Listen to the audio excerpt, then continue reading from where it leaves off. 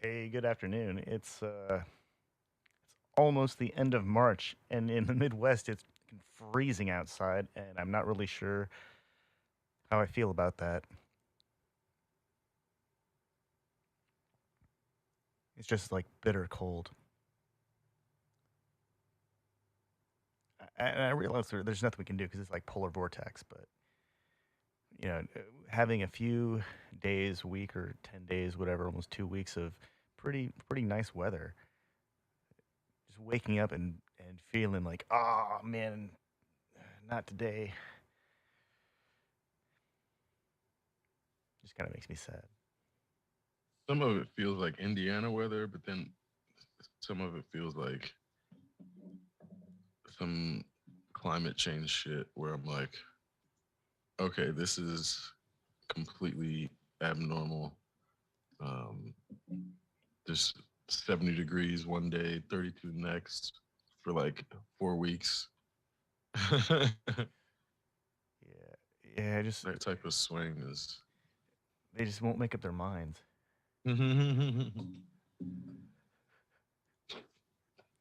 Well, and then it makes me wonder how, we've already seen some crazy storms um, in the Gulf, but like how bad this year's tornado season is going to be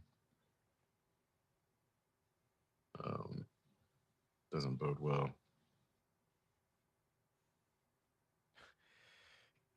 Considering the kinds of storms that we've had lately, and I actually just I watched a video of some other big ice shelf just crumbling. Yeah, that was one of the other. Like all of these things are cumulative. Their impact on our atmosphere is cumulative. It's not like we're this is the result of an unbalanced ecosystem, like which Mhm.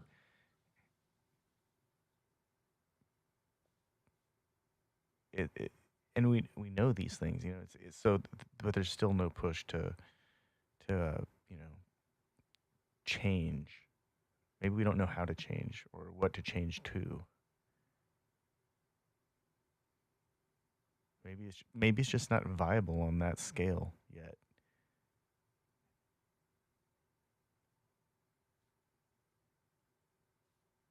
Did you hear about Alan Greenspan's recession indicator?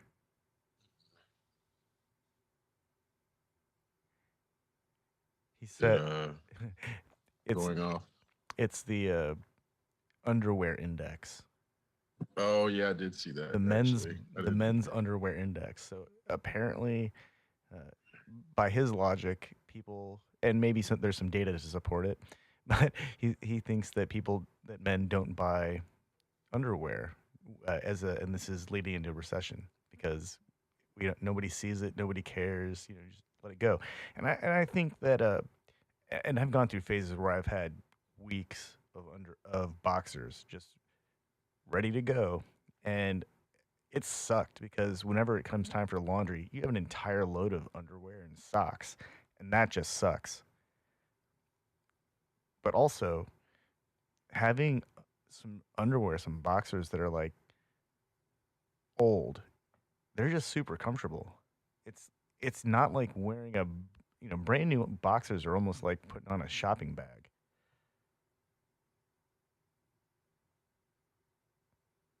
New clothing in general.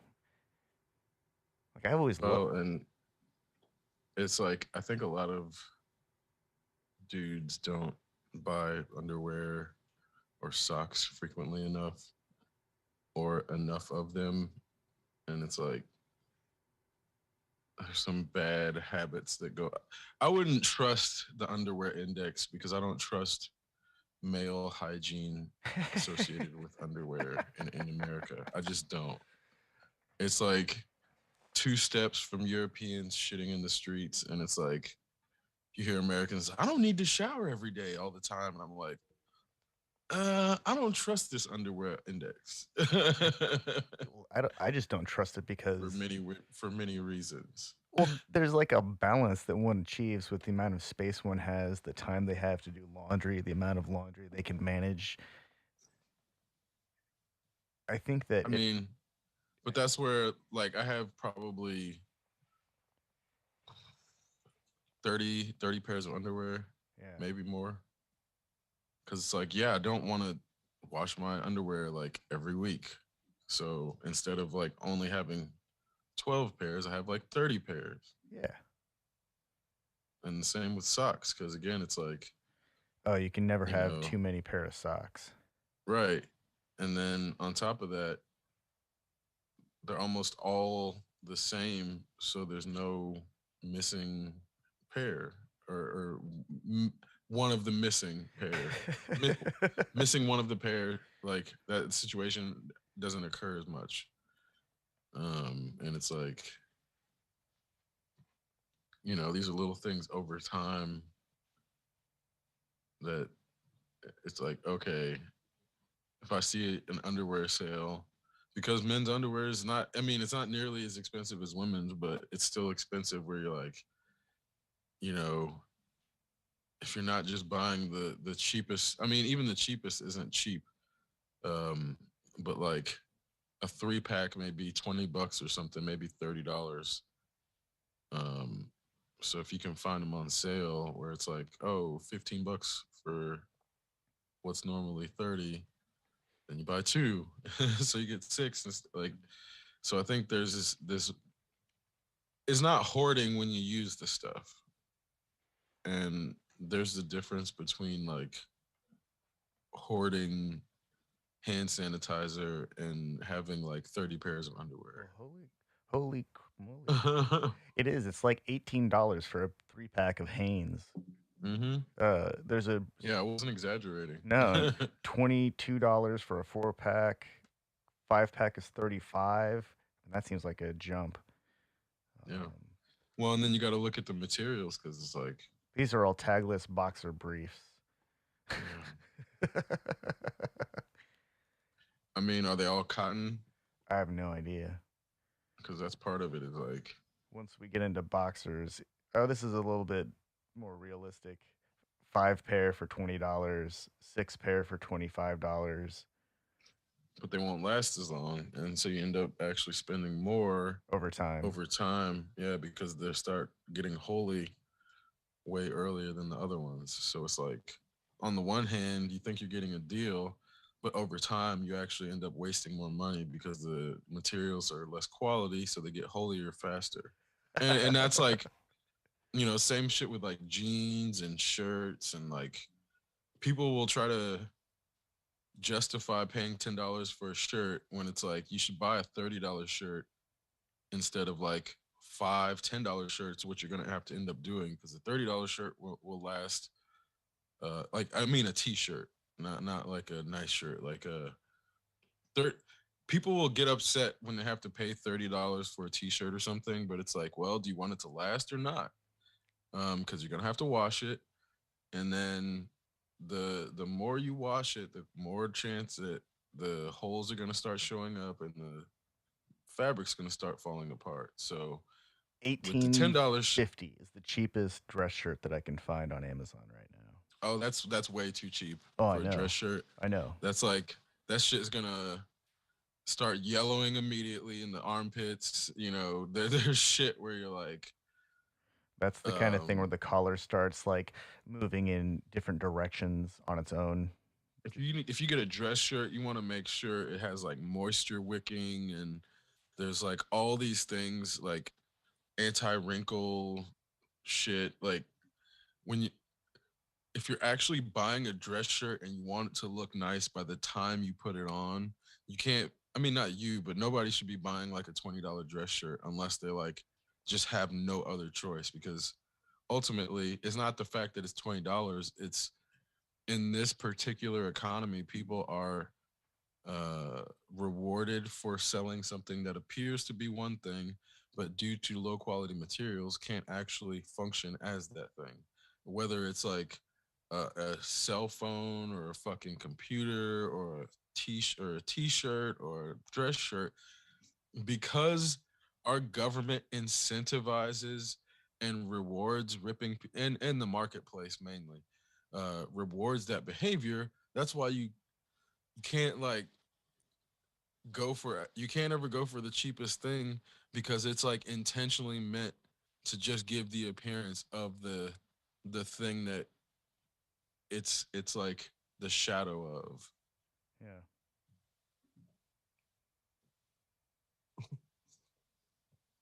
And you know, it's unfortunate. And the crazy shit about it is then the way that American projection works, that gets like turned around and like, oh, that's the Chinese knockoff. What do you mean that's the Chinese knockoff? They're just taking our orders and delivering what these motherfuckers asked for. So it's the production line that you moved from here so you get the cheapest possible labor and get their people to like change the regulations and go against the government, because then you can put that shit over there and sell it for $1 at Walmart and then call it the cheap Chinese knockoff and not the American capitalist culture production.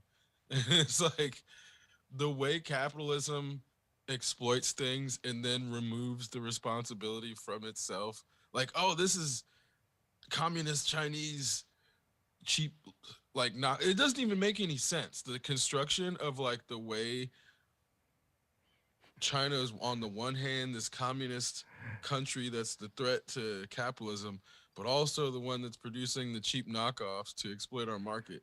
It's Oh like the man, most I'm sure that cognitive dissonant. I'm sure that there is some importer out there who gets a call every so often from one of their customers who's just pissed off because whatever they got is just crap. And they, feign ignorance or say some kind give some kind of bullshit about how, oh, this isn't what we ordered. I'm going to look into this. But, that product wouldn't have shipped had they not signed on the whole, like, signed off on the order in the first place. So Mm-hmm. there's like some measure of culpability Yep. within the chain of handlers. And yeah, we can And only, those same factories can produce quality shit. well, They yeah. just like don't, when the person asking for it doesn't do the quality assurance, and that's like Well, ultimately. sometimes it's because the person placing the order says that they have a bottom line and they have to cut corners on like certain types of chips or other components or um, chassis or just simple things. They have to cut corners somewhere. Well, even down to like the sword market. It's so funny how there was like a period of collectible swords in America where people who have no business collecting swords were buying that shit off a home shopping network or QVC or whatever. Oh, this is gonna be worth thousands, millions of dollars in the future. It's a special It's a Highlander. katana, It's a Highlander right? sword. It's got the the, Yeah, the special Highlander, when it ivory was just dragon like handle. coming out of a bunch of factories where they're like just making all this shit and slapping certificates of authenticity on onto them, where then you're like, man, American Americans were so dumb. I mean, it's not like they're much smarter Oh now, man. but the capacity for Americans to think that they were like buying things as investments that they were going to then turn around and sell at a profit at some point. It's like, I feel like the resellers market is on its last leg, mainly because the GPU market is about to collapse with all of these scalpers sitting on thousands of cards in some cases, where you're like, I don't feel bad for them. And not one of these motherfuckers, um, the scalpers market just needs to be regulated away. But I think before it gets regulated away, I think it's going to fall apart under the weight of its own bullshit. In that, now that the scalpers were double dipping in that they were scalping these GP. I mean, because they did it with PS5s, but it didn't have the double dip in that the ones that are scalping GPUs are also using it for mining. So they'll take these cards, mine with them, then sell them used, still at a markup because they can. And then people will turn around and buy them and try to mine with them. Um, so this market, it was like working for a couple of months, and then it started to not work, but people were trying to keep up appearances, and the scalpers were trying to like keep selling people, oh yeah, just buy this GPU and you'll mine, you'll make your money back. And it's like, well, if that was the case, why wouldn't they keep it? um so like a lot of this shit was starting to get questionable. And I think because I had a friend come to me about no, I guess it was like 4 weeks ago now. And they were like, I'm thinking about getting into mining, and I have a friend who they had a friend who was going to put $100,000 into it, and I was like, time out, time out, time out. This is not a good use of your money for X, Y, and Z reason. And like, it was like a back and forth for a couple weeks because the person who was they were like really wanting to get into it, and I'm like, you know, you can get into it, but just understand you're probably not actually going to make your money back if you do it this way. And you're probably not going to make your money back at all, realistically, just because of the market conditions. And they're like, well, I guess. And then, sure enough, the GPU market started to collapse because mining rewards started to collapse even more. So it's like, I have 5 machines running. I mean, like three right now. In any given time, it's like between 3 and 5 in my home.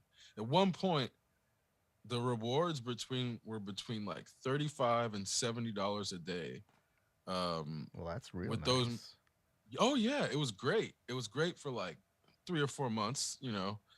Not and it fluctuated for those 3 or 4 months. So like at those times, it's like, oh, if it stays like this, I could just live off of this if I, you know, once everything is like paid off for. I mean, it was like not on loan or anything, but they get the ROI. So Yeah. more so like, oh, once I get back to black, I can live off of this income, and it's like that's how it felt at the time. And then that went away, and then it got worse, and then it got worse to the point where now, with like 5 machines, I may make like $6 a day, $7 a day. But because I already got my ROI, I don't care. I can still, it's and the way that I have my machine set up, it's not like really, it's actually running them lower than if I was like playing a game on it. So it's not even that much stress on the machine so much as if if I got in now,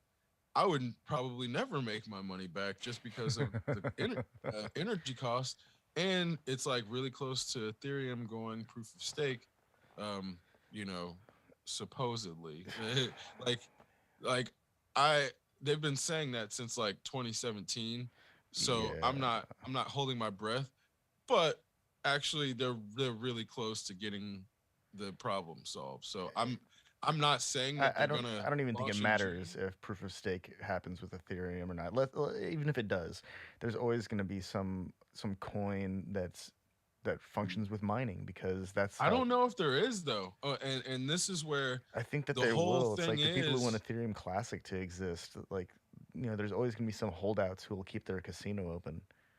But I don't know if they'll have as much power and influence to support it and keep it viable. So it's like, yes, those people will exist, but the big brunt of whales that were keeping the market afloat are exiting now, Yeah, which well, is where it's like if this exit wasn't happening, it would be like, oh, they're just going to shift their GPUs somewhere else. Well, they're selling their GPUs now.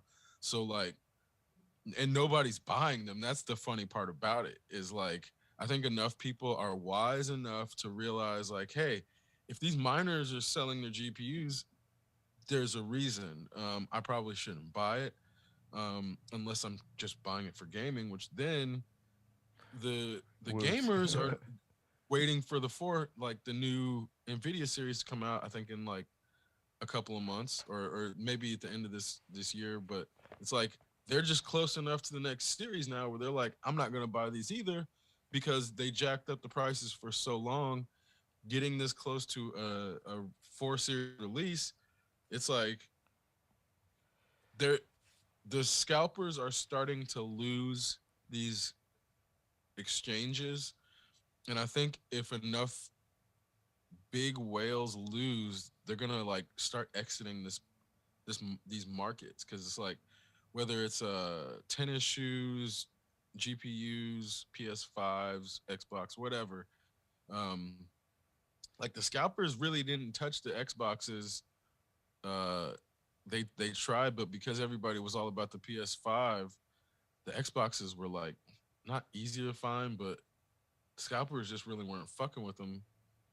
Um, and it's weird now the scalper fatigue that people were suffering for so long is now I see a lot of people on Twitter like I think I'm gonna get an Xbox now because they can't get PS5s and they haven't been able to get PS5s for so long that they're just like fuck it I'm gonna get an Xbox and these scalpers are sitting on like hundreds of PS5s and some thousands in some cases and they're not gonna be able to sell them at the rates they thought so it's like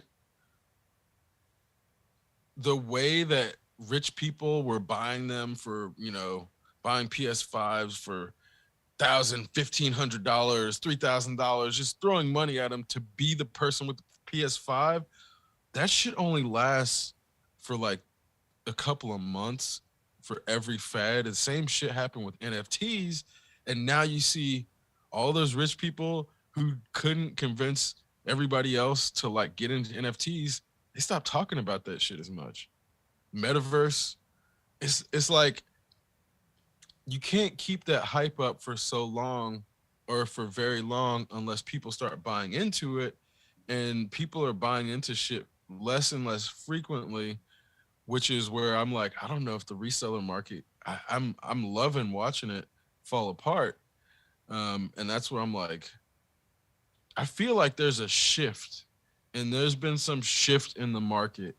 I don't know if it's military industrial losing hold. Hopefully, uh, something is happening where, like, I mean, I know we had talked about it previously. The big nothing. I feel like it's hitting, and part of it has to do with mindless consumption is no longer really possible for various reasons. And even the people who want to mindlessly consume have to be very judicious with their time and capital now because it's just not flowing in the same way. So even like the right wing bigots, like, well, Alex Jones has been deplatformed. So if you want to find Alex Jones, you really got to put in some time and effort. And they don't like everybody ain't gonna do that.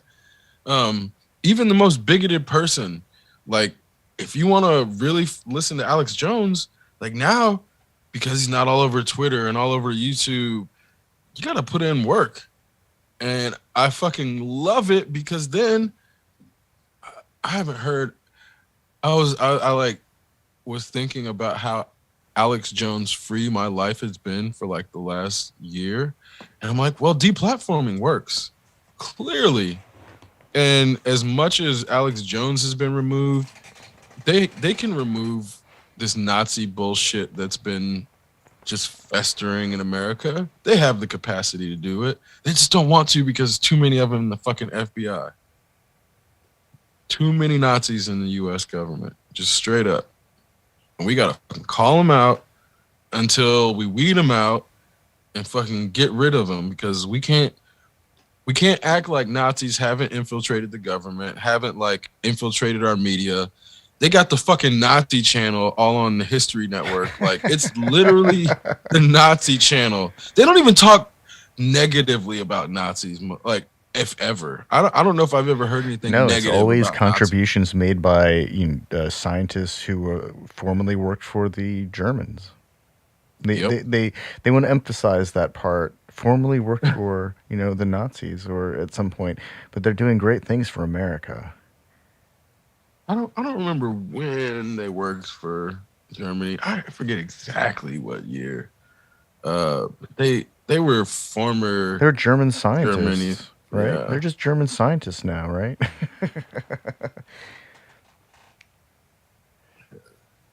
What's the name of the guy in Hydra who's now a TV monitor? Um, Mm, Zola, yeah. Armin Zola, or whatever. Like, that'd be like asking the head of Hydra, "Hey, will you lead our development into rocketry and space exploration?" Yes, let me have your satellite network. I mean, maybe I guess I don't know. I like sending robots into space and seeing what kind of pictures they send back. I really like that stuff. I really like sending the idea of sending a weird submarine robot to Titan and seeing if it can even get around in the whatever methane lakes or if it just sinks. Who knows? It'll be interesting. I think it'll be cool if they can send a robot to scan Enceladus and figure out why that thing's shooting geysers of water out into space. That's really fucking cool. What else? There's a lot of stuff that NASA does that I look forward to the outcome. But at some point, like radio interferometry or laser interferometry, like they can generate they can generate an image and they can say, yeah, this blob over here is this structure based upon these factors. But at some point, it's always just a rendering, and so we can't actually see these things. Like even the best telescopes, they can only get us so close. That's why robots are so cool. Yeah. That's Do you read about what Neil deGrasse Tyson said about Mars? no. I stopped listening to anything he says. Honestly, Well, I can't stand Buzzkill Neil anymore, man. It's so weird how like everything changes. Sorry, go ahead. oh No, no, it go was just ahead. funny because he's like, it's not going to happen. Basically, people get out to Mars, they're just going to get sick, they're going to get cancer, they're going to die. It's just a bad That idea. sounds like something Buzzkill Neil would say. Yeah, I mean, he's right. he's right, but That's why he's Buzzkill Neil. Somebody having fun thinking about going to Mars. Oh, wait, here comes Buzzkill Neil. No, no, no. You're going to die. You're going to have radiation sickness, poisoning, and no one will make it past 3 months. And that's Buzzkill Neil. And that's, it's like whenever he doesn't take himself seriously, that's when I'm like, okay. I think he was in Zoolander 2 or some shit at he the end. he was in an episode of Stargate Atlantis. I don't remember that one, but Yeah, he and Bill Nye give McKay a hard time. oh yeah, yeah, yeah. Because then there was a period where like Stephen Hawking was in everything, and that was pretty cool because he was like always making jokes and shit. Yeah, he was on that episode Um, too, I think.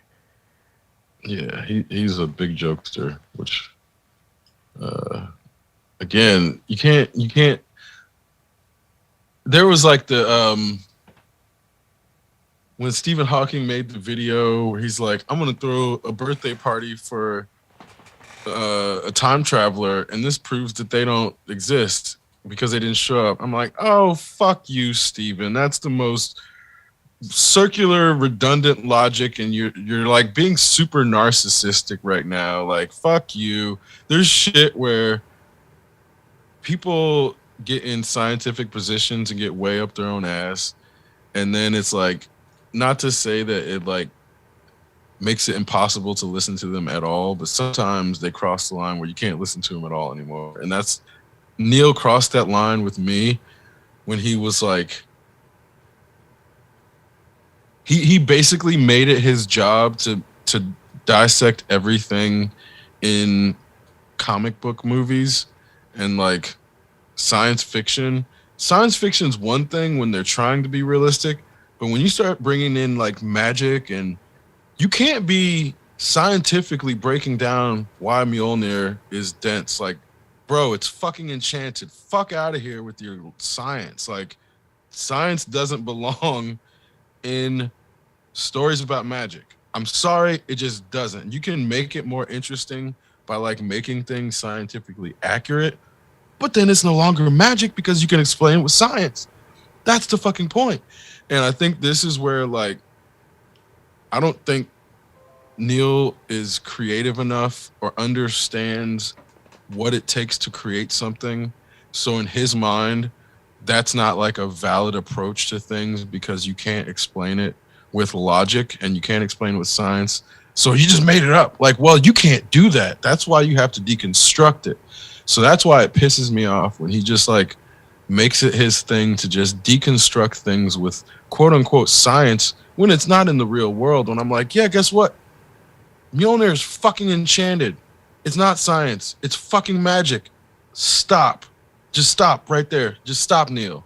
It's fucking magic. We don't like, oh, Black Adam, don't talk science. You want to talk about science with Superman? Okay, because it's not magic. It's not magic in their world.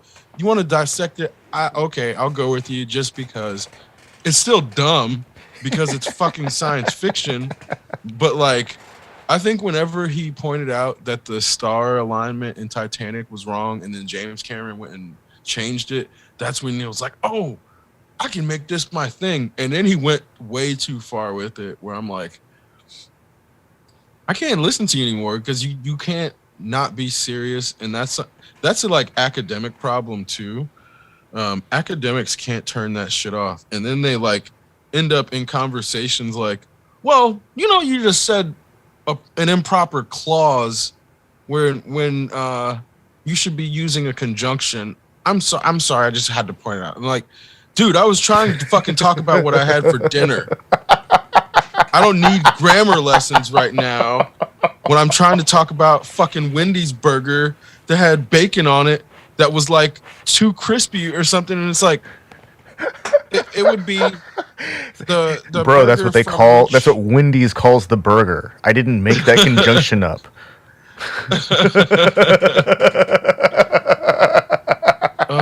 But that's why I can't hang with academics, man. In like non-academic settings, academics are insufferable.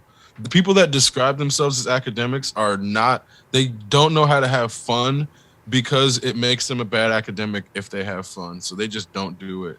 And those are the types of people where I'm like, oh, you just have internalized the notion that being correct about things makes you feel good because your endorphins and your fucking dopamine have been realigned so that check marks and like I'm right makes you happy and shit like that, where that's like a problem that is 100% a byproduct of academic approach to correctness. It's like you're either correct or you're not, and if you're not correct, you need to shut the fuck up, basically. Um, until you have an argument that's correct, I don't want to hear anything. And in the way that like that then gets applied to situations like a Marvel movie, where you're No, then man, talking it's it's about it's like, even it's even easier than that. Some people don't think plesiosaurs and dinosaurs should be covered by the same net of or umbrella of dinosaur. That one should be specific when specifying plesiosaurs. When you just want to talk about all dinosaurs, which might actually include giant old ass turtles, and also includes birds, and things that were around during the Triassic, Jurassic, and Cretaceous periods. There was a lot of crazy stuff that was around in the still alligators and crocodiles, right? So like that's a giant net that one might just describe all of those things as dinosaurs. A turtle is a dinosaur. Those things were around in the yeah, age of of the course, dinosaurs. alligators too. Alligators. I Yeah, yeah, mean, kind of sharks. yeah. Sharks. Well, some species anyway. Yeah. Well, Birds, I mean, just birds, all of them, fucking all obviously, the but birds. like there's a list of of critters that have that are largely unchanged that have been around for millions of years, hundreds of millions of years. Penguins Hmm. were around in the era of the dinosaurs. So like, Which is why the term it does then become sort of like if you use it accurately, yeah, like it is kind of yeah, but everything but that. but no, but and that's the weirdest part is that like if you're just using it to describe what these things are, fuck man, I met an old dude at the gas station that was a dinosaur. I'm not trying to be mean, but the guy was definitely from a different era of America. But that's not the point. The point is that you're right. Some people can't turn that off, and a dinosaur has to be a really specific category, or it's a part of a really narrow clade or genus or something like that, subgenus. Well, and then it's like, That are they person's supposed to not go back fun. and CGI feathers into all the Jurassic Park movies? Wait, are they going back and feathering No, the? I'm saying, are they supposed to? You know, like, Holy crap, that would be so terrible. yeah, That would make but those it would movies be more so weird. It accurate. would be more. Who cares if it's more accurate? And that's like the problem with Neil deGrasse Tyson's, Yeah. where you're like, if you grew up with an image of a Tyrannosaurus Rex in your head, and then science is like, actually, this is what it looks like. It's like, great, that's what it looks like in the real world.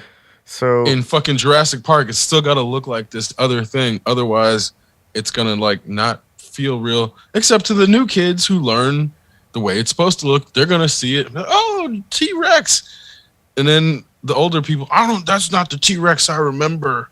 It's like, well, you both can't watch the same fucking movie then, and that's the problem. Is like these studios try to make movies that appease all the audiences when they should just really be going for so you know how the racist old people or so you know everybody. how cats kind of even when they're like really lean, it seems like they're wearing a hoodie and like a sweatsuit. Like Mm. they've got room to move around inside their skin. What if we've been wrong about dinosaurs? These creatures from way back when this whole time and they've actually got like a lot more fat than we think they had and their skin is a lot looser than we think it is, and we're only able to look at like the worn leather glove that was left out in the sun when it was wet and then baked into the dirt for millions of years, and so of course it's all shriveled and tight like a fried chicken or a baked chicken leg or something like that. But maybe they had more. There's more to them. Maybe they had round heads. We just can't see it because all we see is Skeletor. Skeletor didn't always look like Skeletor. There was this whole episode Oh yeah, he where was they like like, all handsome. yeah, he was a good looking dude. He was just evil. Hmm. More handsome than Prince Adam himself. Right. Longer hair, his hair was luscious. He had better looking eyes. Uh, But even Skeletor didn't start out as a skeleton. So it's like we're taking the most emaciated version of what these things could look like and saying, "Yep, that's what they looked like." Man. oh, yeah, what's I really dig the new Masters of the Universe.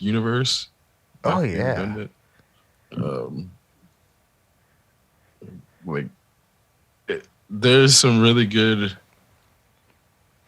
Skeletor moments where he was like he was like on the bridge of his ship talking about like the design aesthetic or some shit. I'm like, what the fuck?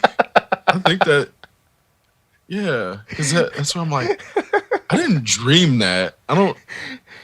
Man. I don't think it's from like Venture Brothers or something. I'm pretty sure that it was like just a brief moment where he's like, I don't know if it was to Evil Lynn or Man, somebody. He was like talking to somebody about the like the Skeletor's bars or he's a sophisticated dude. He's got really sophisticated tastes. I mean, just look at the way he dresses. That's like I think Mark Hamill did the voice if I'm not mistaken. I think he did. Mark Hamill's the best cartoon villain. His voice is so good. Like Yeah. anytime he reads tweets as the Joker, it's always I don't even care what it is. It's just it's so good. Maybe yeah, because that's where I know there's like the Harley Quinn show, and I'm like, I don't think I'm conflating the two because Harley Quinn is all jokes, so it wouldn't be out of the ordinary for Joker to, you know, he's the Joker, so him making a joke, ha, yeah. But Skeletor, that's where it was like I haven't watched the show in a while, but that's where I'm like, I feel like there was like some dick jokes in there too that were like not obviously dick jokes, but if you're an adult, you're gonna know it's a dick joke because it's Kevin Smith writing. Him and like Mark Bernardin. I think there was other people too, but they were like the main writers. But there was definitely dick jokes in there. So He Man, like Masters of the Universe, I haven't watched any of the stuff that was around when I was in single digits. I haven't gone so far as to find all of that. I'm sure it sounds terrible. But I remember there was a version of He-Man that was on Adult Swim or Cartoon Network Mhm. when we were It in was our really like bad. 20s.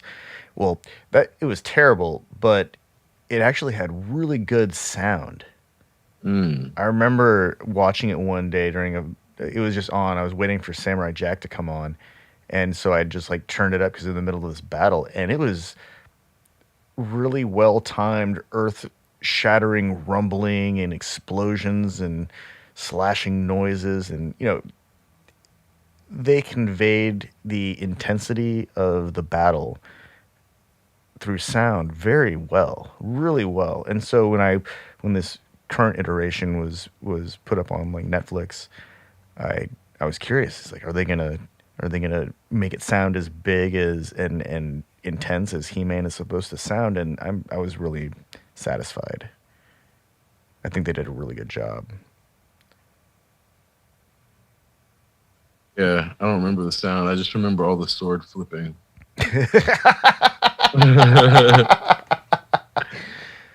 I don't think It anyone was just can love Star Wars and like Kevin Smith and not spin a sword around. well, it wasn't as bad on their version. Yeah. The one from the Adult Swim. I just like that. That was like what made me very averse to it. Just like all the unnecessary sword spinning, where I'm like, what? They're not even doing anything. Like Just standing there spinning they're their just sword. talking. I mean, it would be like you know when whenever you need to do that. I mean, you don't necessarily need to do dialogue during a fight, but the American like animation need to insert dialogue between fight moves. They just be like spinning their swords while they're talking, and it's like, why aren't you hitting each other? Why are you just talking while you're spinning your sword, man? What's going on? And so there was like just way too much of that. I think I watched maybe one episode of it. Because again, when it came out, it was like, oh, cool, He-Man reboot, and then you watch it, oh, god damn it.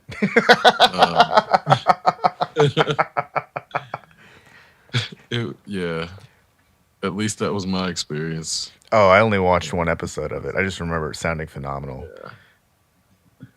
I think it was Which still within the yeah, window of like, yeah, I'm not watching this shit. But I when they threw this one up on Netflix, though, I gave it a chance, and I don't remember much of it. I just remember it sounding really awesome. It was pretty too. And they they do all the clever um, homage to everything that we expect. They base it. Well, they give us just enough to remind us of our childhood, but not enough to make us question. Wait, what the hell's going on here? I'm sure there's some really diehard He-Man fan out there who's like just have a frothing at friend the who's mouth. one. Oh, really? Well, and he's like the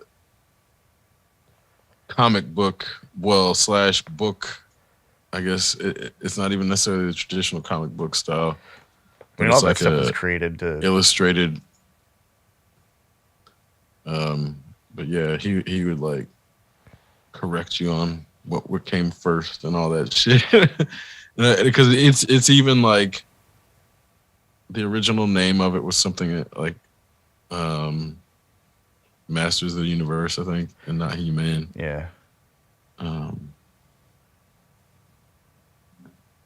so that's where I'm like, yeah, he's got like all the Legos and all this shit, and that's where I'm like, I know they exist because I'm friends with one. Don't get me um, wrong. I actually enjoy hanging out with some of those people for periods of time because they have such a like impressive encyclopedic knowledge of whatever it is that they're into. And I have mhm. encyclopedic knowledge about some things, but so I can appreciate how it works when people are really into something. But there's some things that are so niche that it's just holy crap. How do you even get this far into things like this, like ham radio? I'm curious about radio, and even I was even curious enough about ham radio because I want to know, like, do I need to get a ham radio operating license to operate like a walkie-talkie? And the answer is no. You only have to only if you want to broadcast over certain power and over certain range. But even then, they got to find you first.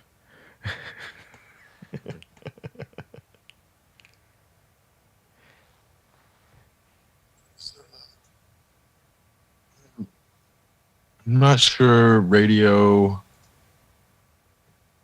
is something that necessarily should be kept alive, but I guess it says I'm not a radio enthusiast, but it seems like one of those.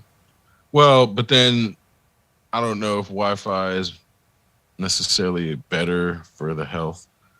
Um, I know it's not any necessarily better, but I don't know if it's necessarily worse. Um, I'm like even as technologically plugged in as I am, I'm increasingly wary of being around waves, radio, or other.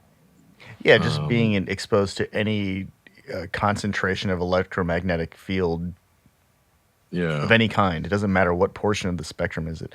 It doesn't have to be. It yeah, can be in like sub millimeter or millimeter yep. or whatever. It can be in inch waves. I guess that's heat at that point. But Well, and I think not to say I'm the one that came up with this, but more so like the more cognizant of it people become, the less damage that will get to our cells that like lead to cancerous cells and shit like that. So that's, I mean, it's like our body wants to reset and recycle if we give it the chance until it's not capable of doing that at some point in its system, and then it starts to like break down just from age. I mean, you remember when people um were worried about cell phones emitting harmful oh microwaves? yeah, oh Well, yeah. like a radio That's transmitter, those things are measured in like megawatts.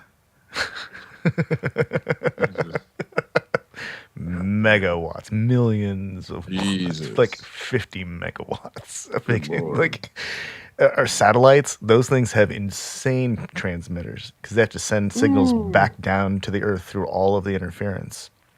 Um, radio spectrum is, I mean, we're never going to get rid of it because Wi-Fi and cellular information is all handled through radio airwaves.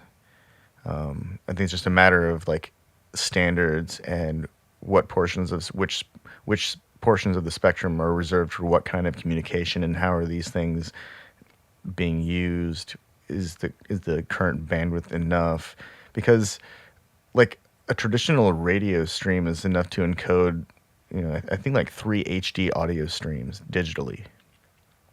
So your analog signal can multiplex, probably even more. It can probably multiplex like 24 channels. They just don't want to let us do that because if normal people knew how much data we could actually send over the air, it would be people would be pissed off that they have to pay so much for what little we can do, kind of thing.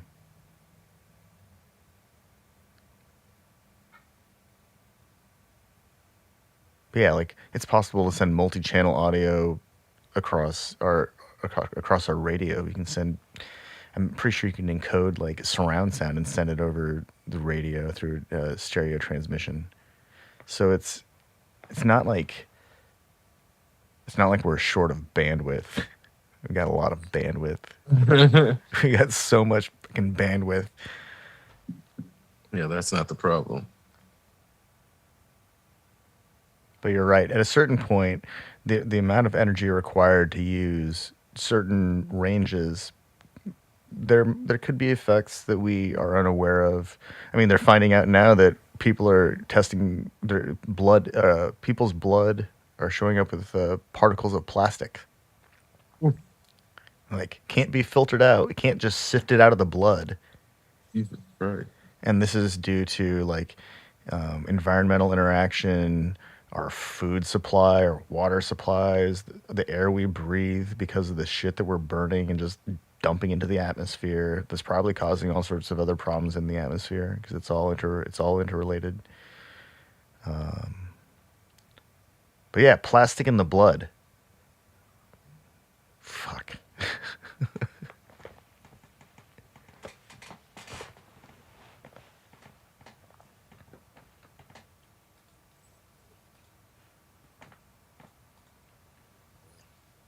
See it in the fish bellies, and I guess it's finally starting to come back. Because then that makes me wonder, it just must be so concentrated in the food somewhere, or like the water supply or something, that it just builds up to the point where it's in the actual bloodstream. That's I'm not surprised necessarily, but it's still like, holy shit, we've hit a new low as a byproduct of the oil market. Because all this plastic shit is because of the oil industries needing a way to like get rid of their excess fucking I mean, it's not waste when they turn it into plastic, but the processing of oil is ultimately what like led to the influx of plastics into the American marketplace. So I'm like, not to say that everything needs to be metal necessarily either, but there's other materials now that we don't need to depend on oil byproducts. Um, and hopefully people, I don't know if Americans are necessarily going to stop buying plastic stuff. But if they, Man, you know, this is, sorry, go ahead. you know how there are like examples of samurai armor that's just basically like shellacked rattan or bamboo, and that's like hundreds of years old, and it's hard as steel. And I think it'd be pretty badass to have a computer case made out of that kind of material. I think it would be pretty awesome to have a case for a gaming console made out of that material, or a TV bezel. That would be awesome. There's so many materials out there that are probably expensive as fuck to manufacture at scale, but it would be really awesome if we could replace the bezel of your computer with a custom CNC machined samurai shellacked piece of wood. Maybe we can grind up some I don't know, maybe grinding up wood and using his 3D printing paste is a bad idea.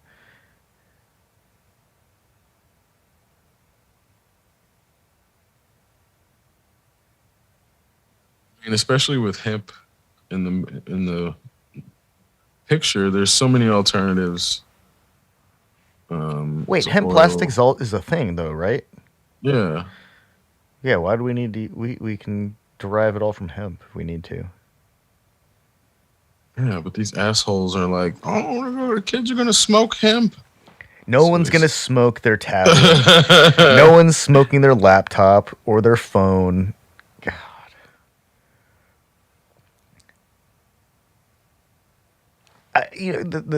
These people who are worried about kids like getting a hold of edibles, how much money are they giving their kids? Oh, Seriously, like, mm, are they giving their kids like $1,000 a week to go buy edibles or some shit or weed? mhm. They think that like adults are just giving kids, a $40 bag of edibles. Seriously, like,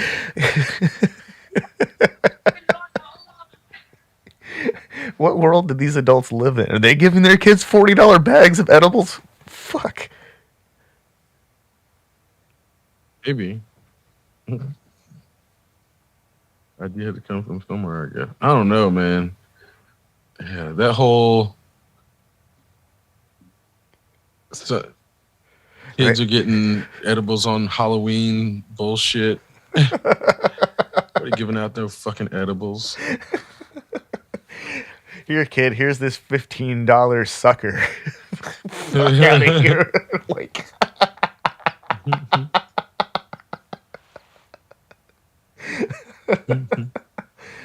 oh man. Yeah, actually, you know what? If there are some parents out there who are giving away like edibles and weed candies, just you can send them my way.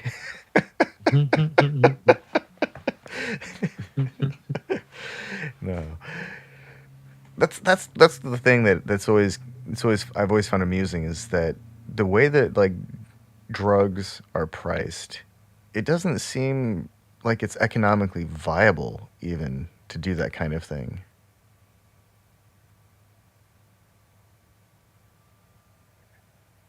Really, right? It's just like, who are these people kidding? Like, who are the where? This has got to be some like reflection of some TV character that they saw on a show in the '80s where they're like giving out samples to get people hooked.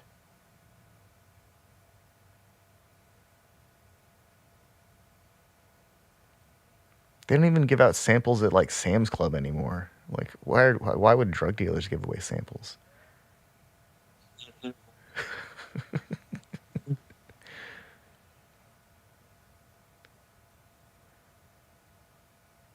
That is something though that I always thought was really amusing. Like, go to Sam's Club because I need to buy like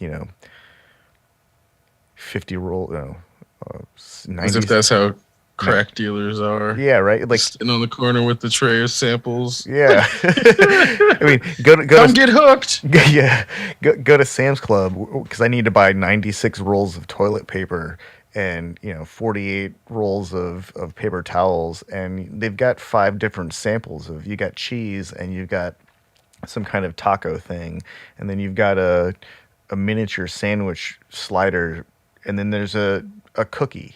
You go there and you get a whole snack. By the time you leave, you don't actually have to eat lunch now.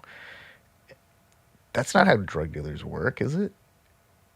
Did we just like grow up in the wrong generation? Like, they're just is did the did the fucking like van, uh, the is it like the ice cream truck literally is now just actually what the pop music said it was? I don't think that that's how it works. That's just like,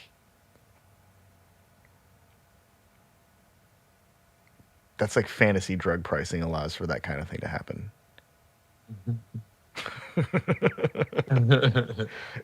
We live in a country with like exorbitant prices for pharmaceuticals. There's no way that anyone's just going to give away like weed, especially to kids. Holy shit. uh,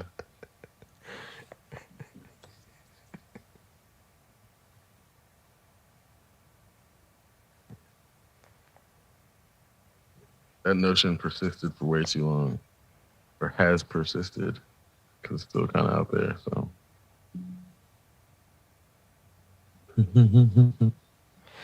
I think what the real concern, obviously kids shouldn't be doing dabs, but but I think uh, there's a real concern that, like, not everyone knows the chemist who's making that shit. And so that's you're true. kind of everyone's kind of at the mercy of whatever someone tells someone it is, because unless they're getting it in a package that's like sealed and has like all the lab literature with it, you can't really Which can be know. faked. It can be faked. I know, yeah, exactly, and that can be faked. So you can never really know unless you know your chemist who's doing the extractions. And so, like, there's still a huge potential, especially with the whole dabs extract world, for um, these things to be altered and not be what they say they are. There is that potential, but I don't think that somebody who's like slinging meth is trying to put that stuff in their dabs. Right, which again, that's where I'm like, there's always that potential, but I don't think that's even happening, though. I think like the economics don't really the work out for that. motivation The doesn't line motivation up. is, yeah, the motivation is Because it's wrong. like, if you have, let's say you have 100,000, just say 100 dabs that you're trying to sell, and you lace them with something, and then you try to sell 100 more. Well, your reputation's screwed unless you can just do it in a way where you can get away with it. That, like, all you basically have a window that's going to close for you to get away with it. So Yeah, it's like and if you that have and if you have is not a good business model. and if you have knowledgeable clientele, they're gonna be like, "Why does this stuff taste so fucking weird?" Right. So like that doesn't even really work out. But there's no like real incentive. There's no economic incentive. It's not really a viable thing. Now we know before the government has Try to do. poisoned pot, Yep. like they would like spray uh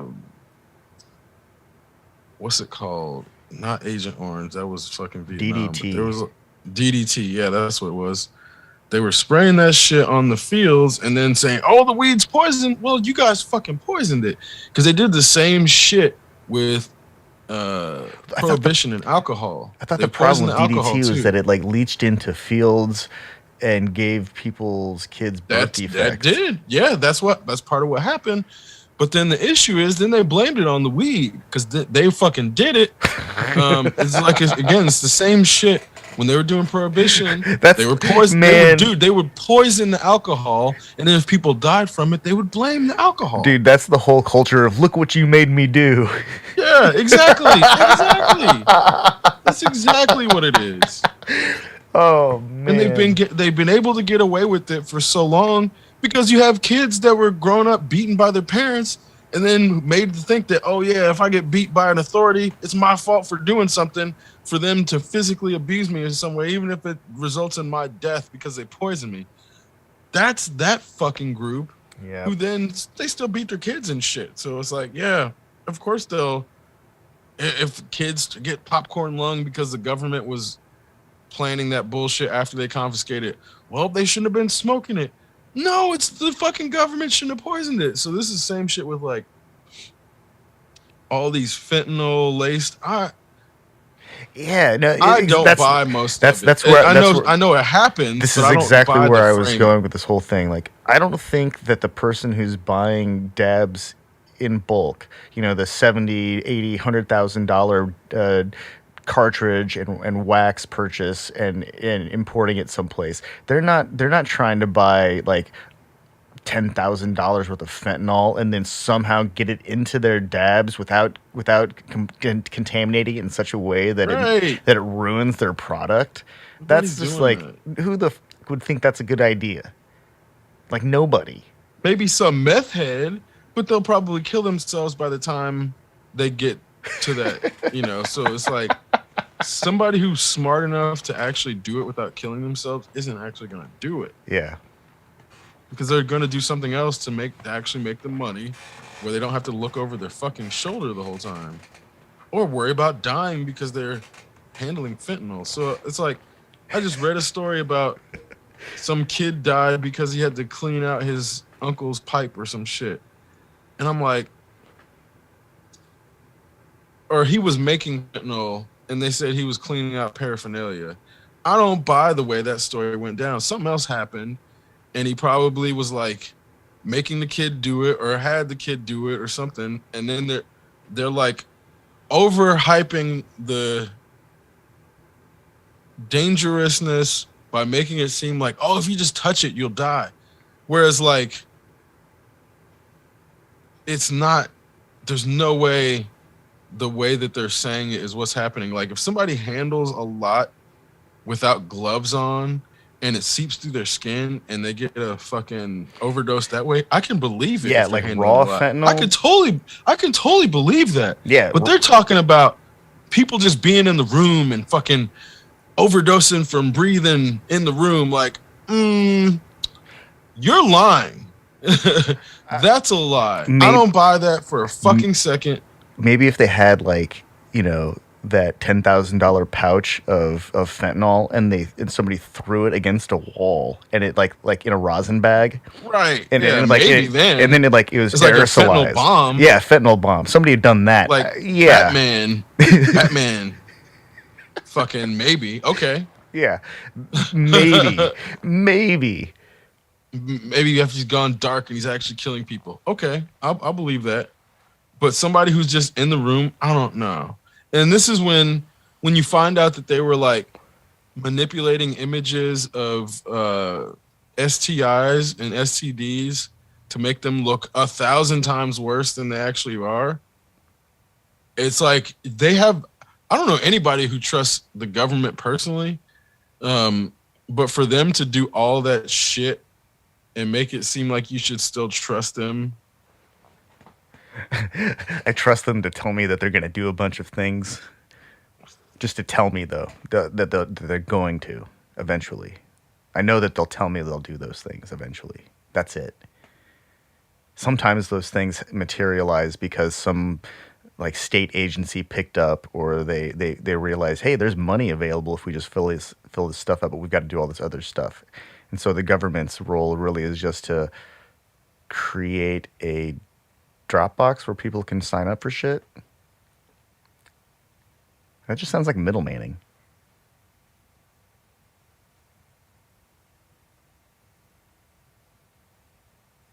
Pretty much. I mean, how much of our government is just middlemaning it? Like, really?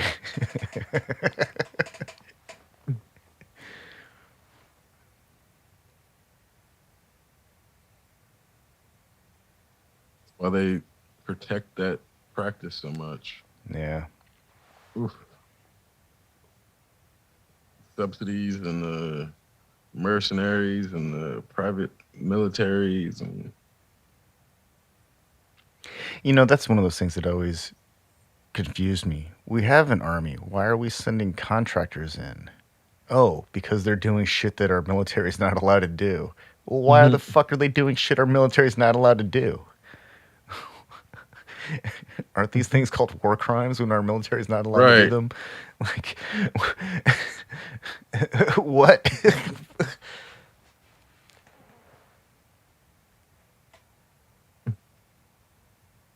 I guess they've got to get rid of the unused bullets somehow, right? They've got to sell that stuff on the black market after the fact. Or they got to reclaim materials. I'm sure a lot of those tanks that Putin's losing are going to be melted down and turned into like farm equipment. Maybe I-beams, steel girders to help rebuild the infrastructure that's been destroyed. Probably if there's anything left. I Now wonder. they're starting to use thermite, man. That's what I'm Ugh, saying. Like they're they know they're losing, so oh, they're just gonna start fucking shit up they're just gonna now. go Which scorched again, earth. Fuck. yeah. So war is never good for anyone. No. Um, I think this is going to be it's going to be a very tragic outcome, and it's going to take a long time for. I think anybody who has any sense has already tried to get out of Russia and can afford it. And a lot of people who can't afford it are probably like, "Fuck, we're fucked," because they're fucked, like really fucked.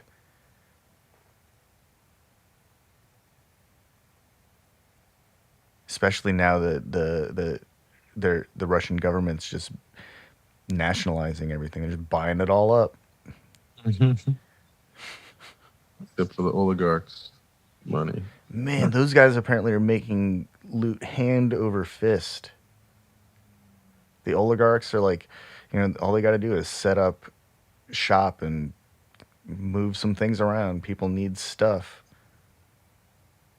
Go in, buy the assets of a company that just fled Russia. Go into business,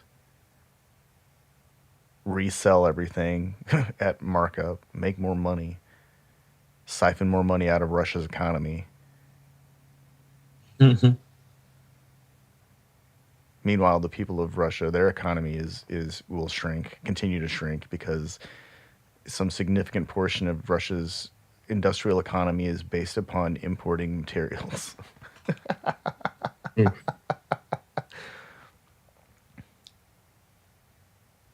Man,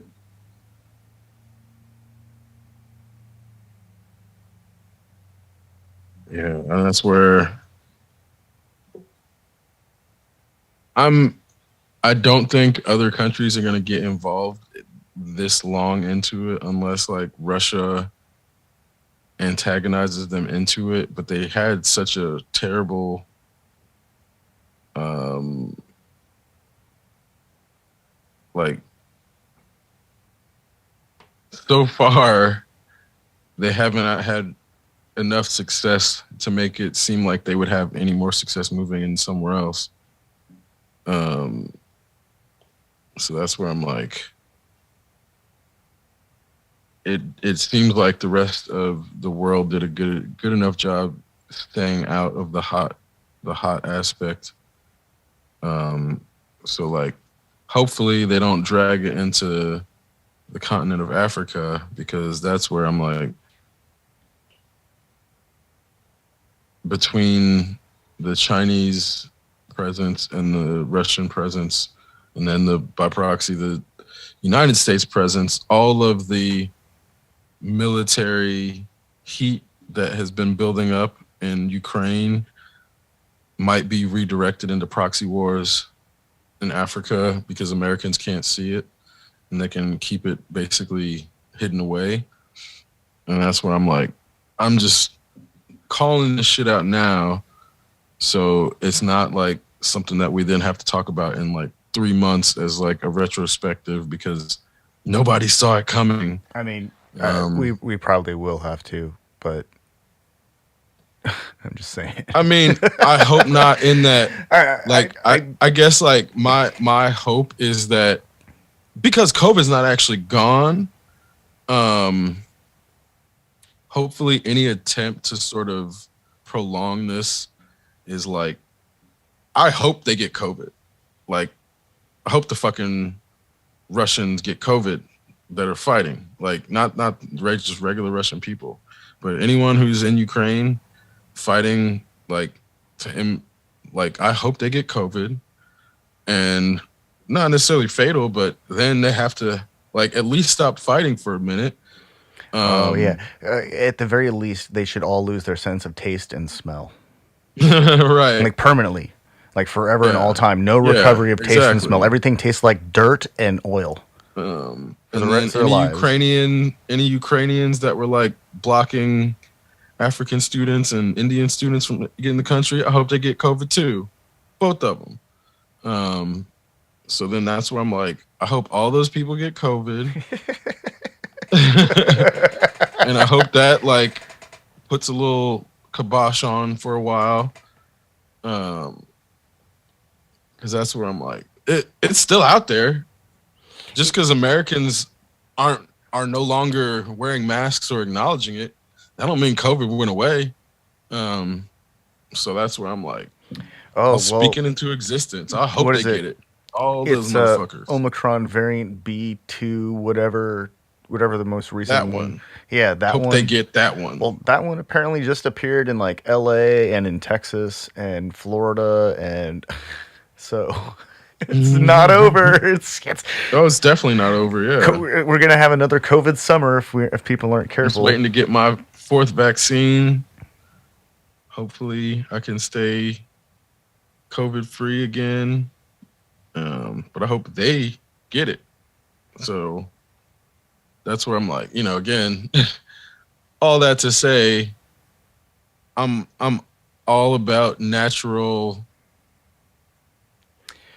unexpected occurrences stopping war because it like almost cleared up the atmosphere for a Yep. bit when everybody was like stuck at home. I hope that Yeah. shit happens again. That Where was hey, so nice. The yeah, sky was so pretty. hmm It didn't have all sorts of shit in it. the air was so nice to breathe. There wasn't like a vapor or a condensation trail like in the sky following planes because there weren't as many planes in the No air. chemtrails. Yeah. Apparently, the government stopped the The chemtrails. chemtrail project like was put on hold. Yeah, apparently. Weird how that worked. It's like all the commercial flights stopped, so the chemtrails had to stop too. Government couldn't keep it up. Otherwise, we'd see that they're just chemtrail planes, and then we'd have the proof.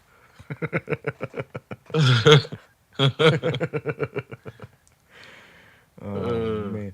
So the internet totally I think has pretty much squashed that because now with the simple app you can identify any plane overhead at any time because all those things are registered through IATA. Mhm. And so we could always find this information anyways, you just would have to look. But now it's like at one's fingertips.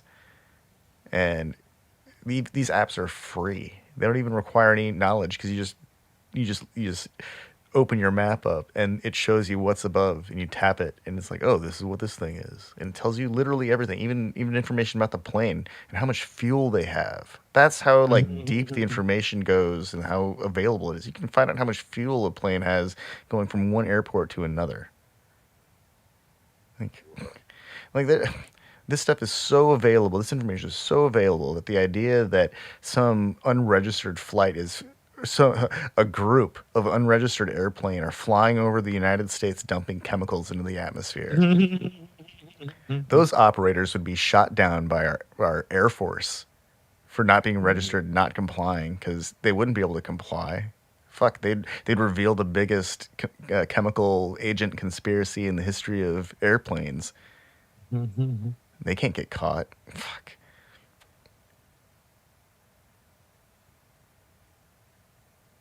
Sometimes I wonder if people who think believe that stuff like have ever actually been on an airplane.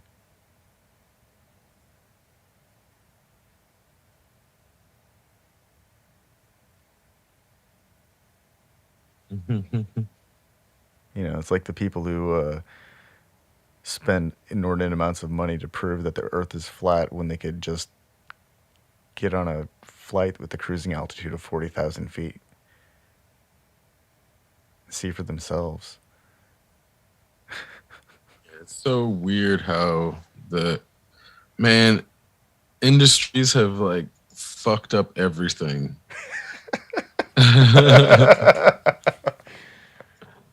It's wild how much the free market didn't make everything better and it made everything quantitatively and qualitatively worse, significantly worse. It's wild. It's wild how much worse capitalism made everything. And people in the capitalist cult just will flat out rewrite the history of capitalism to make it seem like it didn't ruin everything. So recently there was Meanwhile, lamenting about how things used to be better. you just reminded me of like recently there's this whole study about ethanol or ethanol in corn in our fuel supply and it actually producing greater carbon output than over time than because of our increased reliance and demand for ethanol in fuel. And so part of this leads me to the question: what kind of environmental impact has digging up lithium and cobalt and nickel and all of this stuff and Well, industrializing battery production to the scale that it is now to satisfy demand for electric vehicles and hybrid vehicles, what kind of impact has that actually had on our environment? Because would that would would have we have had that same kind of impact had we just stayed the course instead of developing all this stuff that causes us to have giant pools of, you know, chemicals just sitting and evaporating off water so we can scrape up the salts?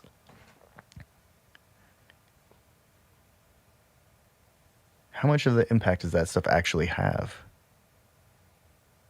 How much disruption of our like water tables occurs through the mining process or the extraction process? and then that's the legal. I wonder how much the illegal then must be much worse. And strip mines are Um, these strip mines are visible from, you know, satellite images. We can see them in satellite images. That's how big they're, like the size of cities.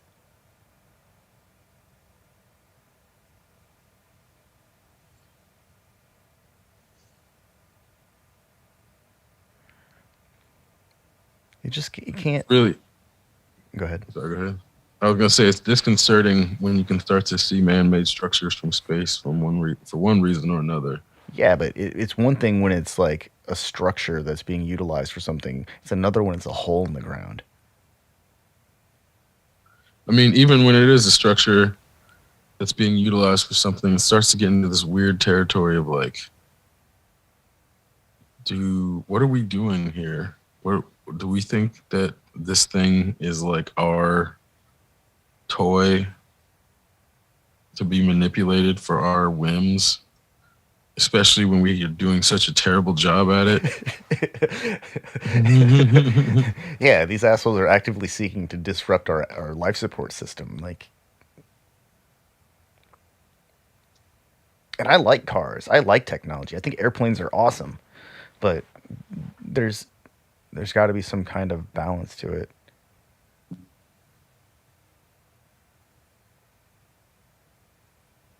We can't just like turn off all of the world's militaries and hope that everyone gets along either, Yeah, or stop global shipping or freight transit or any of these kinds of things. We can't just stop any of these things either. So it's not like there's a better solution waiting on deck just to be brought online.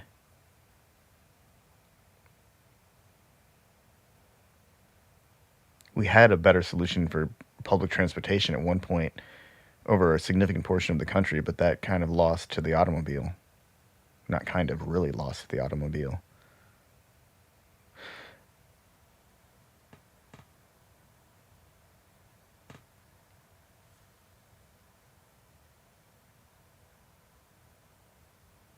yeah. It's weird to think what things would have been like if the automobile didn't take over development. Like if we still had functioning transit systems that were also fast now up to modern speeds. I'm not even convinced that all things need to be travel at modern speeds. No, that's true. Yeah, I don't think it necessarily needs to, but I I mean, think the option needs to be there. yeah, Like you should be able to travel slow or fast. You know, it's like you shouldn't only be relegated to one. Um, like there's no reason. yeah. Other than like public safety in neighborhoods, Mm, I think we're kind of imagining a society that is uh, more knowledgeable about vehicle operation, regulation, licensing, pedestrian expectations and rules and regulations. Um,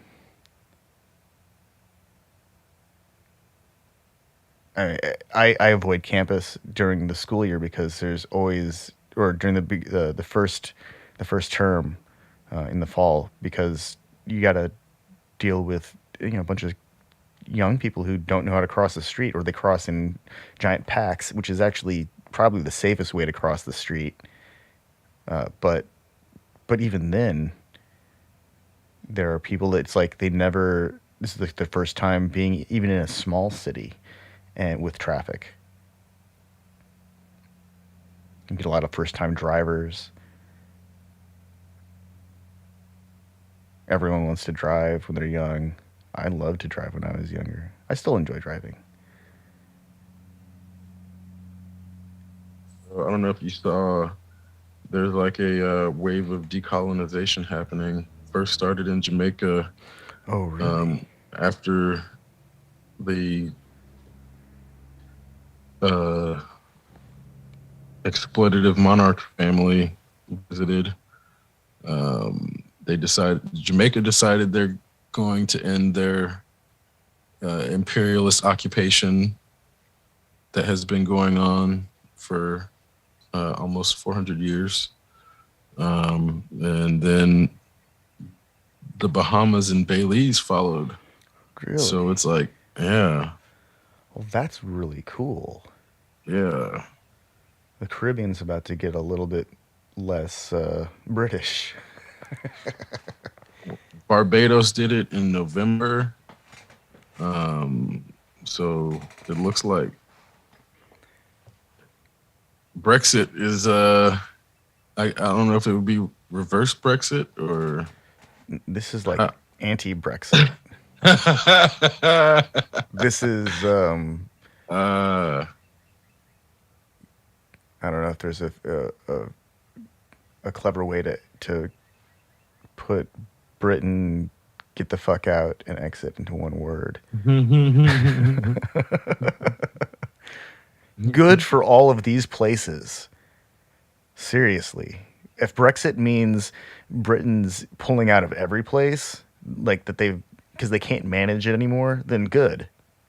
And if these places are set up to and have sufficient mechanisms to pick up and reestablish trade bureaus or whatever, then good for them. I hope it works. I really do, because this should have happened a long time ago.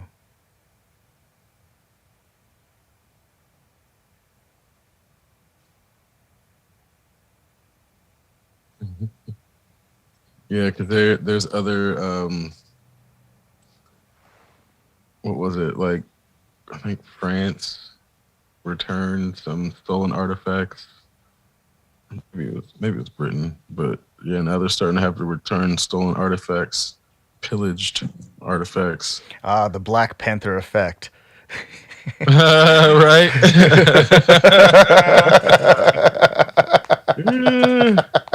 All these colonialist assholes trying to like act like 90% of their culture isn't stolen shit. It'll be funny at some point. Germany will give something back to Rome. Scotland will return some artifact to Rome. Oh, sorry guys, we took this from you way back when we wrecked the place. Here, you can have it back.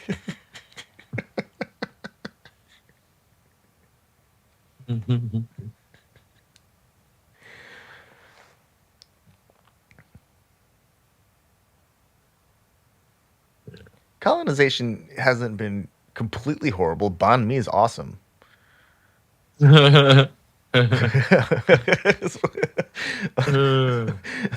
What else? I feel like a sandwich that was not created under colonial pressure probably would have been better Well, yeah, that's true. uh, then it would have been like, It probably still would have you been know, called banh mi. yeah. I was thinking the ingredients probably would have been originated from like upper end quality shit rather than like throwing together the salad or however they did it. You know, Yeah. I don't know the specific origins, but I'm sure it wasn't from like the best uh the best ingredient possible because they didn't have the option necessarily. But Let's see. Well, we wouldn't have the fine selection of opium and opioids that we have without without colonization. Let's see, what else wouldn't we have without colonization? Tomatoes, corn.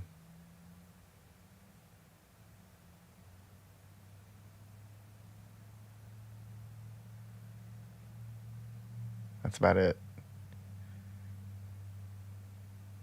Tomatoes and corn and an opioid epidemic, a centuries long opioid epidemic. We would have been, and tobacco. We would have been so much better off without those. We can sacrifice tomatoes and corn to not have opioids and tobacco. well, because the tobacco that would have been coming out of like Turkey would have been less processed for the sake of like exploitation.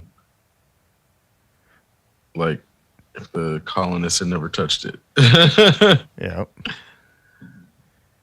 because that's where you get the shishas and the people smoking like way more tobacco. That's That's like also a different culture. They're not like walking around with a pack of shisha and then whipping out right, their yeah. But hookah every time they it's like stop at the corner. no, it's like I know. I'm just trying to not like an make abuse. the comparison to a cigarette pack though. Yeah, Like it's like really crazy to think about that. How much cigarette smokers do just stop everything for cigarettes every like 20 minutes or whatever. can you imagine like if everyone in Turkey was walking around with like a little cart behind them with their hookah and their and stopping every 20 minutes to pack the fucking hookah? Kind of like weed culture, really. Yeah. Like in some places, that's how weed culture ends up playing out. Like I feel like when people don't have a lot going for them and they only have weed going for them, that's how the shit plays out. Like they can't do Man, anything.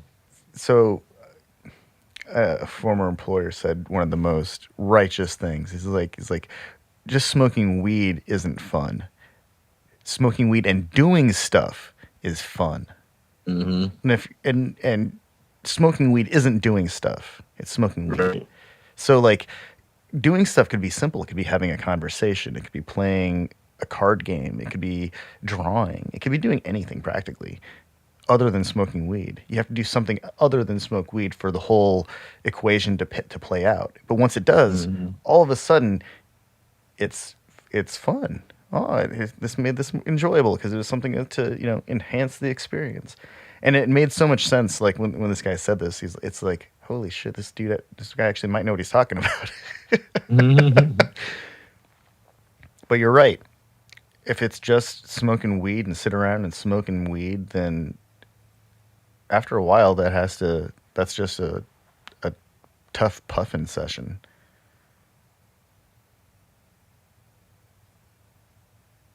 Which if you haven't hung out with somebody in a while, I get that.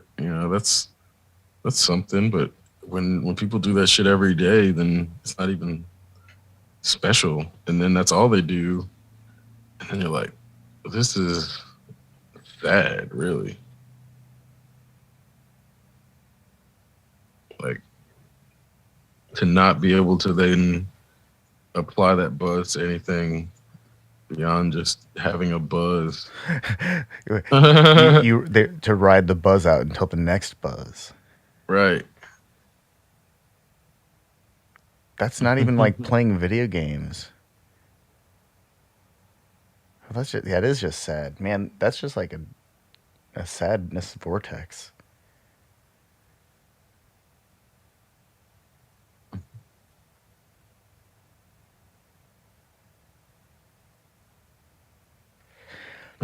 No, this reminds me. At the beginning of pandemic, there were a bunch of people on Twitter and various platforms telling people if they don't walk out of pandemic having developed a new hobby, they wasted their time or something like that. And so at first, my reaction was like, "Who the fuck are these people telling people what to do with their free time?" But On some level, they might be right. If for the first time in someone's life they actually have a measurable amount of time that they can use for themselves, and they don't do that, and like nothing about their life changes, or they make no effort to improve anything, then that is wasted time. Unless the goal is to sit around and do nothing. Right. Which, you know, That's actually a good use of someone's time if they are always doing something for other people and they just want to not do anything. that's true, but That's also there's a a lot real. of people who have overestimated their uh, amount of their time that has been devoted to useful things versus just devoted to things. And then they think that they deserve a break when they haven't actually done anything of use.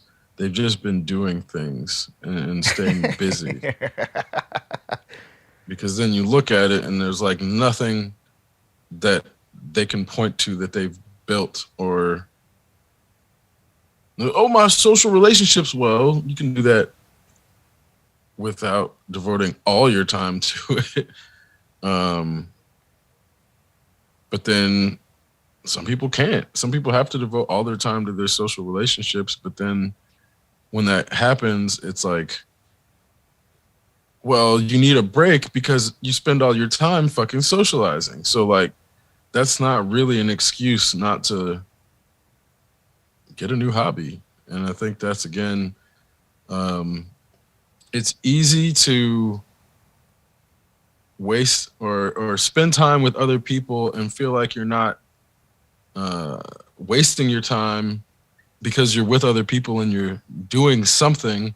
But when there's nothing that comes from that, and then that's all the person does, they justify needing a break when they should have just taken some of that socializing time and taken a break from it. Like, the amount of time Americans spend socializing is really fucking insane, to be honest. Like, because then part of it is they socialize so much they don't have actually any time to do anything between socializing. So then they just end up talking about other people and what other people are doing. And then that becomes its own form of socialization. Like, oh, did you hear about so and so? Oh, no, what happened? Well, so and so did so and so. Because neither of these people have had time to do anything them fucking selves because they're just sitting around talking about what other people are doing. And it's like a weird, vicious cycle. Man, so the past few months, I've been it's this has been on my mind. How, I wonder how many people rely on breaking the law to get anywhere on time, Right. right? Everybody. Everyone breaks the law to get somewhere on time. Very few Yeah. people. Nobody goes the speed limit. Nobody goes the speed limit. Very few people ever give themselves enough time to get somewhere with time to spare anymore. Mm-hmm. If we're at this point that nobody has time to spare at all to get even to get somewhere on time, so they have to speed, why would anybody have time for real interaction even?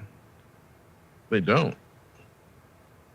They never actually get to real interactions, and that's, ultimately why all of this is really so hollow. I In think in I think that like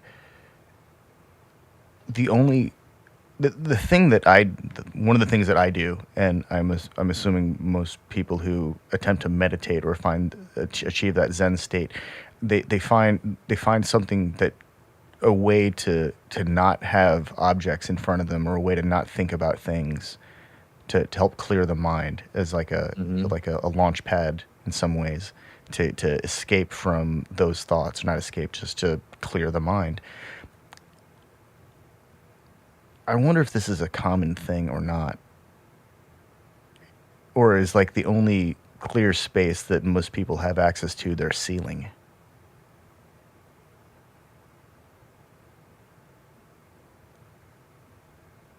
Because we have, from an early age, where we put posters on walls, and then eventually we graduate to collecting artwork, and we have shelves that have stuff that cover our walls up, and eventually the walls disappear, and it's like rooms become they come into their own, and they're no longer just a collection of objects, but a space has an identity even.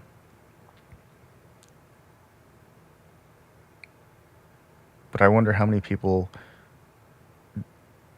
devote a space to nothing. Is that even possible anymore? Mm.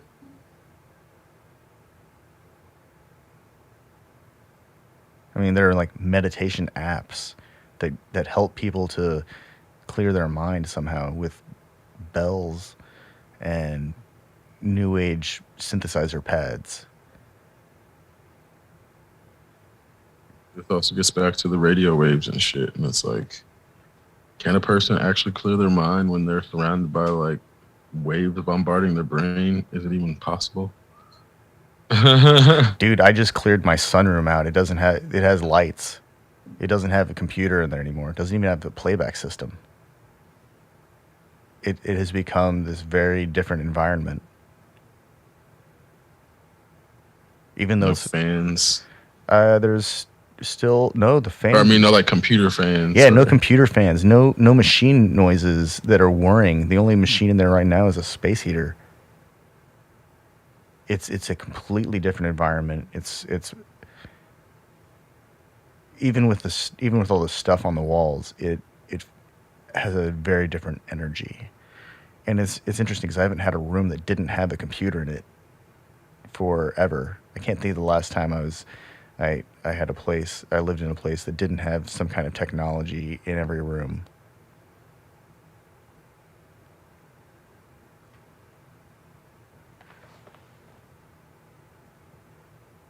Maybe when I was like 10.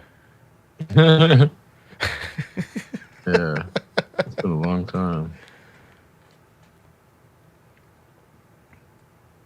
It's probably been like 20 years,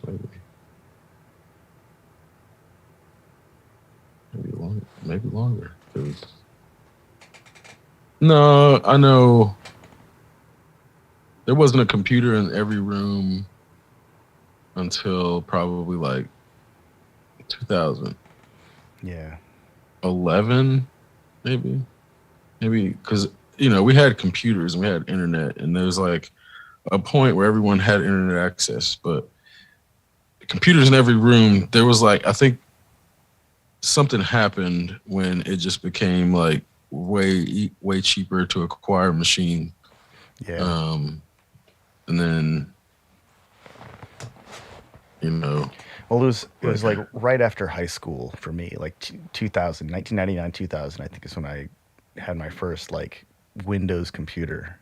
And before that I just used the Mac that was in my mom's office. And I think that's around the time that desktop computers became very much more accessible. hmm And then I think you're right, but within a decade, computers were everywhere. I think it's difficult to tell for me to tell because I've my friends have always had computers. I don't think I can't remember anyone growing up that didn't have a computer, or if they did, I was unaware of this.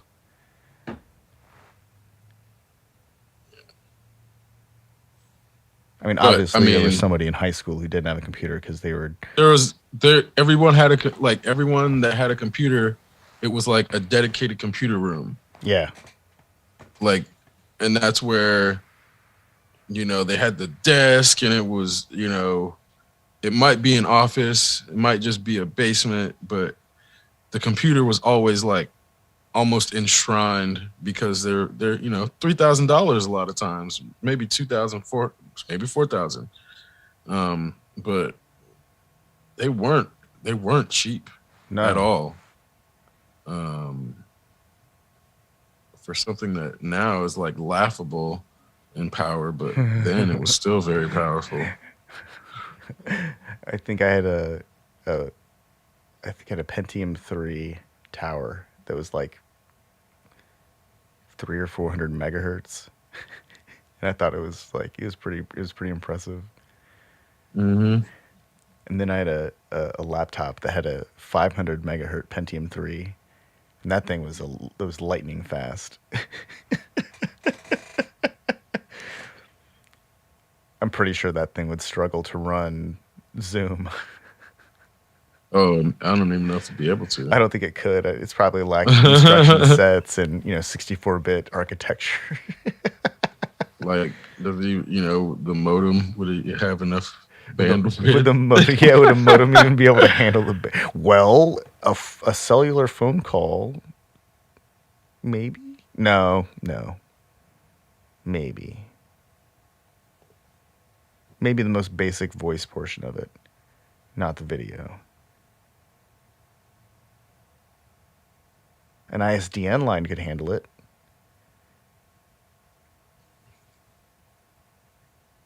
I remember when I was fixing computers and shit like that, somebody had, I think it was like a Windows 95 computer, and they were like, "Oh, I wanted to get this set up so I can give it to my grandson and he can play games on it." I'm like, I don't think he'd want it.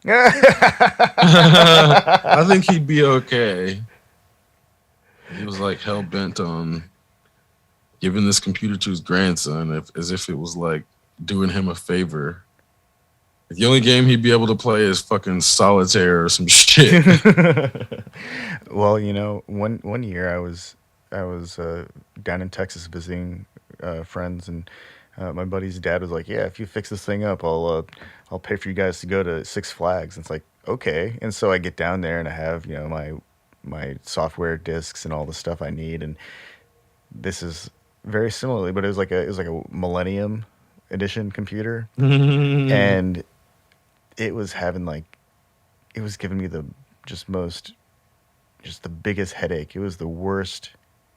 It was the worst experience because I was trying to do everything right, preserve the data, and that was a mistake. It didn't run right. It was just, I mean, I got it to install Windows, but it was always like, it was the kind of thing. It's like, man, good thing this only has to play like online poker. uh,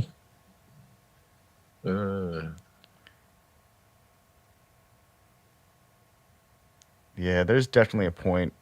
It's funny because like I've got my workstation is actually 10 years old, and it's still really solid. It does everything I need. It doesn't give me any hiccups. It runs nearly unlimited plug-in count, and for my needs at least. And then I have another workstation that I use just to do this show, and I am barely scratching the surface in terms of what it needs. And it's relatively new. I think it's like 4 generations old now in terms of Intel processor architecture. And so it's not new. It's the newest computer I have. It'll support Windows 11, and I tried Windows 11 for like 48 hours, and I decided I didn't want to do that to myself. But I think we're at a point with computer processing power, and have been for some time now, where you know a powerful system from 5 to 10 years ago is still a powerful system. It just depends on the software you're running and what its actual requirements are. And a lot of software, even today, doesn't even take advantage of the processing potential of the complete processing potential of a computer system. They're only extracting the juice from a very limited set of capabilities.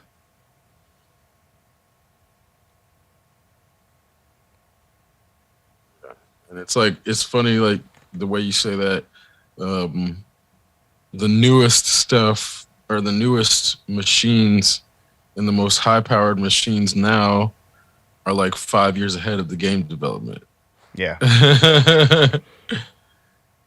It's Oh yeah. really funny to see how that plays out. Where then you see some of the games just barely use the machine when you're playing, and it's like, but the game looks beautiful, and it's like, oh well, I guess it doesn't need all of that, Yeah. all of what it has necessarily.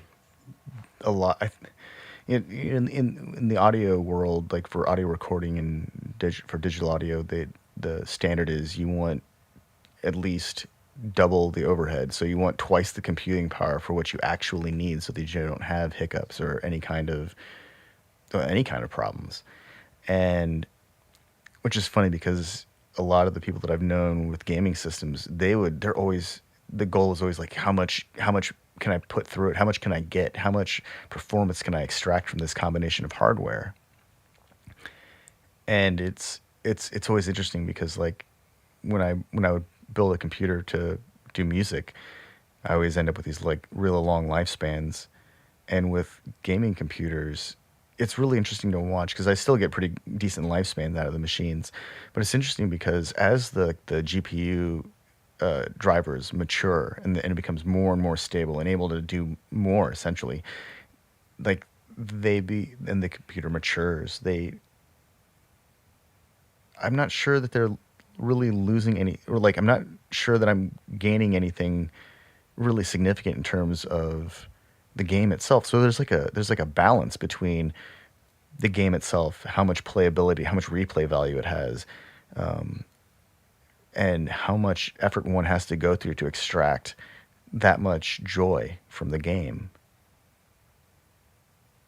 How much joy does one have to, or how much does one have to put into the physical computer itself to have fun? Because I've been playing one of my games on an all-in-one, which is basically just like a laptop with a giant screen.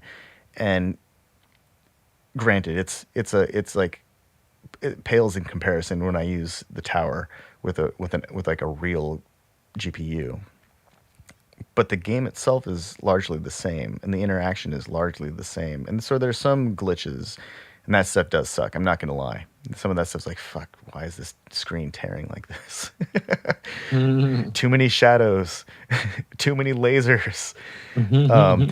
But fundamentally, the game is the same, and on some level, I actually really do enjoy when the screen is overloaded with activity because it's like, holy crap, this is the serious shit that's happening right now. And I'm actually of the opinion that no matter how sophisticated a Starfleet vessel is, if you have enough electromagnetic activity in front of it, the sensors are going to fail and that view screen is going to go opaque and you're not going to be able to see anything anyways. And you might not even be able to see it anyways because it's probably occurring in some portion of the electromagnetic spectrum that's not contained in the visible portion. Holy crap, how much of Star Trek is actually invisible and just rendered on screen so that they can see it? Yeah. I mean, that's like, I can only imagine how much of acting is like participating with things that aren't there now. Yeah. It's got to be at least 30 to 40%, right? They've got a person on the other side of the fake view screen and they're holding like an orb on a stick. They're like, look here, this is the person's face. Yeah. Well, because that's one of the reasons Sean Gunn was so involved in the Guardians of the Galaxy's films, because like playing that CGI stand-in for basically like not all the parts, but a ton of them. Yeah. Um, obviously he had other parts in the film that weren't CGI characters, but like, yeah, that I think what was it? Sky Captain and the World of Tomorrow was like the most CGI'd film at the time. Oh yeah. And it was like I think 90% CGI or some shit. Yeah, it's like 90%. it's like real soft looking scenery and everything's kind of, It looks like a comic book. it looks like It looks a like a comic moving book. comic Yeah. book. Yeah. It's At the time, I think it was a little too ahead of its time, style wise. you know, I remember I don't know. thinking like that the lighting on in that movie was so, it seemed so ethereal. It seemed like it was unreal. Mm-hmm. Yeah. But the shadows all moved correctly. So I know they were using like single points of light, but it was just so weird. Like obviously tables in that movie were just a cube, or instead of a glass, they just had a cylinder and they replaced it. But yeah, you're right. I think that movie is, they were ambitious like Avatar, but they lacked the technology and Yep. That's the exactly it. skill with the technology. It was just a little mistimed, a little too ahead. I bet if they did that now, it'd be really good. The story was good. It looked weird. It had a strange aesthetic.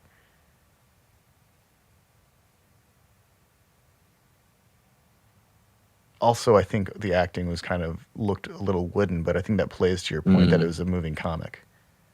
yeah. Well, and then they're acting with nothing. Yeah, So yeah, it's true. I can't imagine they probably were really wooden because they didn't have any indicators. So um, Which is interesting now because, like, Angelina Jolie in the Maleficent movies, I'm pretty sure that she had to do a lot of acting with nothing, except a green screen or a blue screen. And those movies are excellent. They're also Disney movies, and so they've got their own extra standard.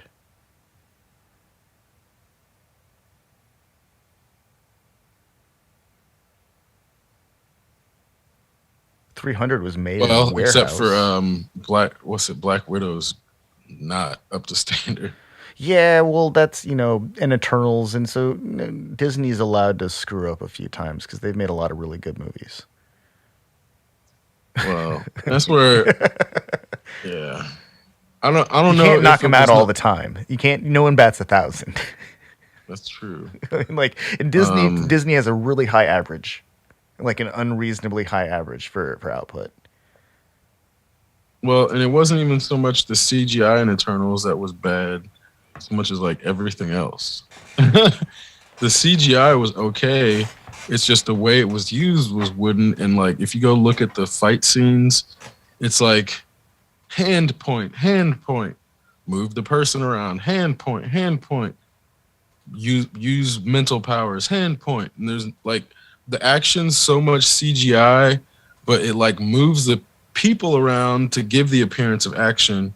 And that's where I'm like, oh, we've sort of like hit a point where they think just putting any sort of powers together like is good enough and they don't have to do any real choreography, or then they'll like have people and they'll need close-ups so they don't give them good choreography because we need Angelina Jolie close up because they paid millions of dollars for her, so we can't get the stunt person, but because she's not a stunt person then all she can do is hand point.